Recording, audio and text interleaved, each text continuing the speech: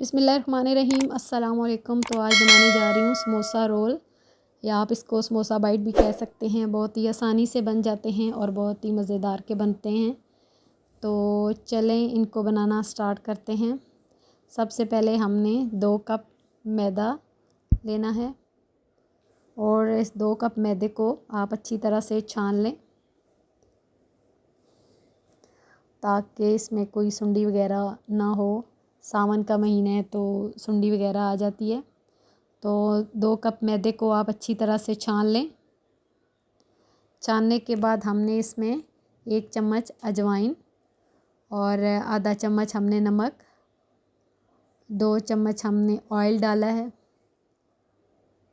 और इसको आप हाथों की मदद से अच्छी तरह मसल के बारीक कर लें। ये जो घी से ऑयल से मैदे में गुठलियाँ बन जाती हैं, आप हाथों से इसको मसल के थोड़ा सा बारीक कर लें। अब इसको हमने पानी से गूंद लेना है। अब इस मैदे को हमने पानी से अच्छी तरह से गूंद लेना है और ये हमने कोई डो सी नहीं बनानी, हमने सिर्फ आटा गूंदना है, ना कोई राइस करना है ना कुछ, जस्ट हमने आटा गूंदना है। तो इसको पानी डाल के आप आटा गूंद लें। यहाँ पानी डाल के मैंने मैदे का आटा गूंद लिया है और इसको हल्का सा ऑयल लगाकर साइड पर रख दें। यहाँ मैंने इसको ऑयल लगा के साइड पर रख दिया है। अब यहाँ 4-5 आलू लें और उनको बॉईल कर लें और उनको मैश कर लें। मैशर से मैश कर लें, हाथों की मदद से कर लें या कांटे से कर लें, मैश कर लें। और इसमें आधा चम्मच नमक, आधा चम्मच हमने सुर्ख मिर्च, आधा चम्मच काली मिर्च, चाट मसाला 1 चम्मच और इसमें हमने सूखा धनिया आधा चम्मच वो डाल दें और ऑरिगेनो जायके के लिए डाल दें। इन सब चीज़ों को आप मिक्स कर लें और उस टाइम तक इसको मिक्स करें जब तक ये सारी चीज़ें यकजान ना हो जाएं। आधा कप हमने प्याज भी डाला है और पुदीना भी। तो ये सारी चीज़ें आप डाल के इसको मिक्स कर लें। इन सब चीज़ों को उस टाइम तक मिक्स करें जब तक ये एकजान ना हो जाएं। और यहाँ चम्मच की मदद से मैंने इन सब चीज़ों को मिक्स कर लिया है। आप मिक्स कर लें। यहाँ पर हमारा ये आलू का मिक्सचर जो है वो तैयार हो चुका है। अब हमने जो मैदे का आटा गूंदा था उसके 2 पेड़े ले लें और उसको काउंटर पर आप बेल लें और इसको इतना बेलना है कि ये एक बारीक सी रोटी बन जाए, गोल सी और बड़ी सी रोटी बनानी है। और उसके ऊपर हमने आलू जो है वो लगा देने हैं।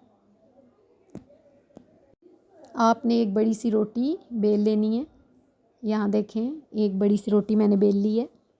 अब इसके ऊपर हमने जो आलू का मिक्सचर सा तैयार किया था वो ऊपर डाल देना है और चम्मच की मदद से इसके ऊपर स्प्रेड कर देना है। ऐसे आप लगा लें सारी रोटी पर और अच्छी तरह लगाएं। यहाँ पर मैंने सारी रोटी पर आलू लगा लिए हैं। अब इसको हमने